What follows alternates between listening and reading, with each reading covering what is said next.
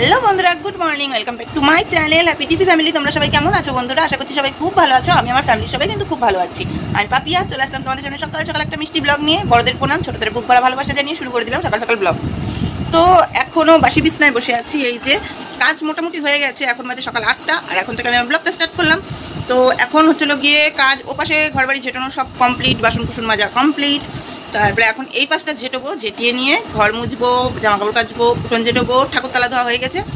তো এই কটা কাজ এখন বাকি আছে। তো চলো সারাদিনের লাইফস্টাইলটা তোমাদের সাথে শেয়ার করতে থাকবো, দেখতে থাকো। আশা করছি সকলেরই খুব ভালো লাগবে। তো তারপরে আর কি বন্ধুরা, হাতে ঝাঁটা নিয়ে চলে আসলাম শ্বশুরমশাইয়ের ঘরে। দেখতেই পাচ্ছ ঘর ঝেঁটোচ্ছি। হ্যাঁ, ওই দিকের ঘর বাড়িগুলো সমস্ত কিছু ঝেঁটিয়ে নিয়ে তারপরে এই ঘরটা দিয়ে নোংরাগুলো ফেলে দিয়ে এই দুয়ার থেকে। কাজ করতে করতে পেয়ে গেছিলো প্রচুর খিদে, তাই রোজ সকালের মতন জলমুড়ি খেয়ে নিলাম একটুখানি। তারপরে এই যে ঘর দুয়ারগুলো মুছে নিচ্ছি। মুছে টুচে নিয়ে বন্ধুরা সোজা চলে যাব একদম জামা কাপড় কাচতে। জানো তা কেন বলো তো? জামা কাপড়গুলো ভিজিয়েছি অনেকটা ভোরবেলা, আর এখন অনেকটা বেলা হয়ে গেছে, তখনও জামা কাপড়গুলো কাচা হয়নি। তো তারপরে ঘর দুয়ার মুছে উঠোন ঝেঁটিয়ে নিয়ে এই দেখো আমি চলে আসলাম জামা কাপড়গুলো এবার রোদে দিতে। আর সকাল থেকে বন্ধুরা এত সুন্দর চিকচিকি একটা রোদ দিয়েছে, সেটা তোমাদেরকে বলে বোঝাতে পারবো না। রোদের দিকে তাকালে এমনিই যেন মনটা ভালো হয়ে যাচ্ছে। তারপরে এই দেখো বিছনা আমার গুছানো হয়নি, এক তুড়িতে গুছিয়ে নিলাম। না, এটা এতটাও সহজে এক তুড়িতে ছিল না, একটু কঠিন ছিল। এই দেখো বন্ধুরা, এদিকে বসিয়ে দিচ্ছি মেয়েকে পড়তে। মেয়ে এদিকে ওর হাতের হোমওয়ার্ক করছে, দিদিমণি যে দিয়ে গেছে হাতের লেখা, ওই হোমওয়ার্ক করছে। এবার দিয়ে নিয়ে মেয়েকে নিয়ে যাবো চুল কাটাতে। চুলগুলো একদম ছাগলের মতন হয়ে গেছে, আমার গলা আটকে গেছে, ছাগলের মতন হয়ে গেছে চুলগুলো। একটু পুজোর সময় একটু সুন্দর করে কাটিং করে নিয়ে আসি, তাহলে মামা কেমন করে কাটবা চুল? ওরে বাবা, তো নাও তাড়াতাড়ি হোমওয়ার্ক করে নাও। হ্যাঁ, মেরে পড়ায় ঠোলায় উঠলাম বন্ধুরা। এখন কামু ভাত, খিদা পাইছে বুঝছো বন্ধুরা, এখন ভাত খাবো। আর কি কি রান্না করছি আজকে? আমার এই যে খেপিকে সেই সুন্দর করে একটুখানি চুলমুল কাটিং করে নিয়ে আসবো। কেন বলে তো? দুর্গা পূজায় আমি ঠাকুর দেখতে যাবো কি জানি না বন্ধুরা, কিন্তু খেপিতে যাবে। তো চলো কি কি রান্না করেছি তোমাদের সাথে শেয়ার করে দিই। তোমাদের তো দেখানো হয়নি কি কি রান্না করেছি। চলো দেখো বন্ধুরা, আজকে আমি রান্না করেছি কাঁচকলা দিয়ে আলু দিয়ে তরকারি, মানে একটা চচ্চড়ি পেঁয়াজ দিয়ে। আর করেছি পুঁই শাক, বাবাকে বললাম যে পুঁই শাক কেটে দিতে, তো পুঁই শাক কেটে দিচ্ছে, সে পুঁই শাকের চচ্চড়ি। আর করেছি মসুরের ডাল, পেঁয়াজ ফোড়ন দিয়ে মসুরের ডাল করেছি। ডালটা আমাদের রেসিপিতে অর্ধেক দিন থাকবেই বন্ধুরা। তো চলো ভাতটা খেয়ে নিই মামি মিলে।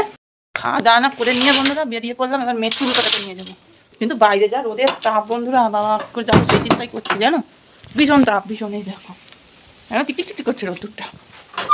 এই রোদের মধ্যে হেঁটে হেঁটে এখন যাবো, দোকানে ভিড় থাকলে তো আরও হয়ে গেল। তো চলো যাই, বেরোনো যাক, বেরোতে তো হবেই তাই না? তো চলো দেখি।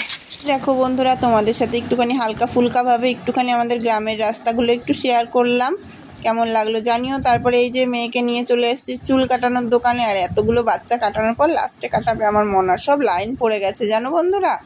তো তারপরে এই দেখো এই লোকটা এখন কাটছে, এই লোকটা কাটা হয়ে গেলে তারপরে মনা বাবা কত কষ্ট সৃষ্টর পর, অনেক সময় ওয়েট করার পর শেষমেশ আমার মেয়েটা বসলো চুল কাটতে। তো যাই হোক, তো তারপরে জিজ্ঞাসা করছিল ওই দাদা যে কিভাবে চুল কেটে দেবো। আমি বলছিলাম যে রাউন্ড করে কেটে দাও, তো সেটাই করে কাটছিল মেয়ের চুল। তারপরে এই দেখো মেয়ের ফাইনাল লুক চুল কাটার। এই যে স্নান ধান করে মেয়ে একবারে ঘরে চলে এসছে।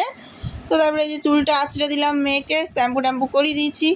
তারপরে এই দেখো বন্ধুরা, দিদি ফোন করে বললো যে একটুখানি স্টেশনে আয়, খুব দরকার। কিন্তু কি দরকার সেটা তো আর আমাকে বললো না, তাই মেয়েকে খাইয়ে নিজে খেয়ে নিয়ে রেডি হয়ে যাচ্ছি স্টেশনে যাবো বলে। কিন্তু কি করতে ডাকলো আমার মনে তো সেই খটকাই হচ্ছে, কি করতে ডাকলো জানি না, দেখা যাক। দিদি ফোন করায় বললো তাড়াতাড়ি স্টেশনে আসতে, কিন্তু তাতে করে তো তাড়াতাড়ি তো খেয়ে দিয়ে তো রেডি তো হয়ে নিলাম বন্ধুরা। কিন্তু আকাশ তো সার দিচ্ছে না, আকাশ কিসে করে যাব নিজেও বুঝতে পারছি না, অটোয় করে যাবো না বরমশাইয়ের সাথে যাব। আকাশ যদি মেঘ করে জল হয় তাহলে বরমশাইয়ের সাথে কী করে যাবো বলো তো? অটোয় করে যেতে হবে, সেটাই বুঝতে পারছি না। একবার পরিষ্কার হচ্ছে, আবার সেকেন্ডে এর মধ্যে মেঘ করছে। বৃষ্টি হবি তো বাবা, না হবি তো বাবা আকাশ পরিষ্কার হোক, দেখি কি করি। চলো তো তারপরে আর কি বন্ধুরা, এই দেখো আমার ফাইনাল লুক, আমি রেডি হয়ে গেছি। এই যে এই চুড়িদারটা পরেই আমি যাব। আর এদিকে বরমশাইয়ের ভটভটি গাড়িটা বার করে নিচ্ছে।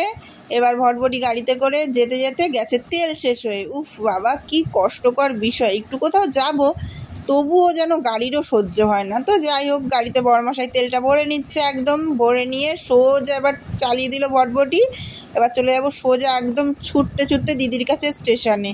তার আগে এই দেখো তোমাদেরকে দেখিয়ে দিচ্ছি, একটুখানি চাকদাটা পার হয়ে এসেছি প্রায়, মানে চাকদার কাছাকাছি প্রায় চলে এসেছি। আর এদিকে স্টেশনেও চলে এসেছি বন্ধুরা। আর এদিকে দিদি ওয়েট করছে, এই যে আমার দিদি। ভালো আছো? বলো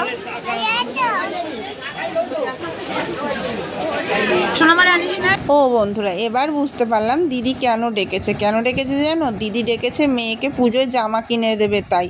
আর যেহেতু আমার মেয়ের জামার সাইজ দিদি বুঝতে পারবে না, তার জন্য দিদি আরও বলছে যে তুই আয়, তারপরে একসাথে গিয়ে কেনাকাটা করব। তো সেই কারণে এই যে মেয়ের জন্য জামাটা কিনে নিয়েছি, এই যে দেখতে পাচ্ছ প্যাকেট করছে, এই জামাটাই মেয়ের জন্য নিলাম, দিদি কিনে দিল আর কি। এই যে দিদি টাকাটা দিয়েও দিল দেখতে পেলে। আর এদিকে এবার আমি কেনাকাটা হয়ে গেছে, মেয়ের শুধু জাস্ট জামাটা নিলাম। আর এদিকে মেয়ের জন্য নিয়ে নেবো একটুখানি চাউমিন।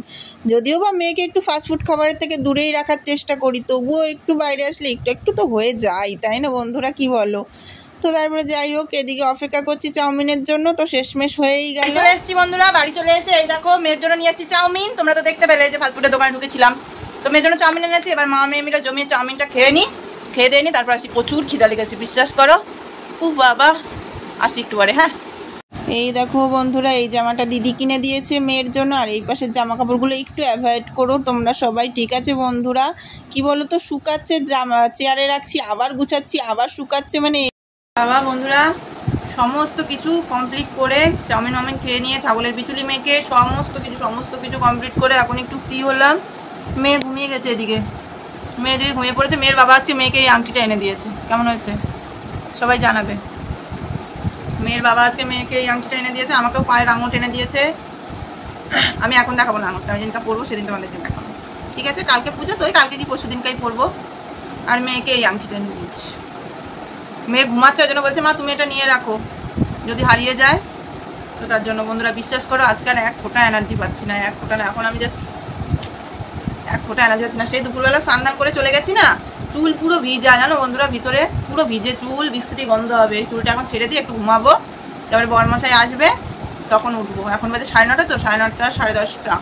হ্যাঁ, 1-1.5 ঘন্টা ঘুম হয়ে যাবে, 1-1.5 ঘন্টা ঘুম হয়ে যাবে বন্ধুরা। তো চলো বন্ধুরা, আজকের মতন আমি এখানে আমার ব্লগটা শেষ করছি। সারাদিনের টুকিটাকি যতটুকু পারলাম, যতটুকু পেরেছি সমস্তটাই তোমাদের সাথে শেয়ার করেছি বন্ধুরা। কেমন লাগলো অবশ্যই জানিও, ঠিক আছে? আর সবাই পাশে থেকো, এভাবেই একটু ভালোবাসা দিও। তোমাদের সব সময় তোমাদের ভালোবাসাটুকুই আমি চাই, ব্যাস, তার কিচ্ছু না। তোমরা সবসময় একটুখানি আমার পাশে থেকে একটুখানি থাকলে হবে, পুরোটা যদি নাও থাকতে পারো, এইটুকুনি করে সবাই থেকো, তাহলেই হবে। তো চলো বন্ধুরা, আজকে আমাদের tata, bye bye, good night. সবাই ভালো থেকো, সুস্থ থেকো, আর সদা সর্বদা হ্যাপি টিভি ফ্যামিলির সাথে যুক্ত থেকো। টাটা।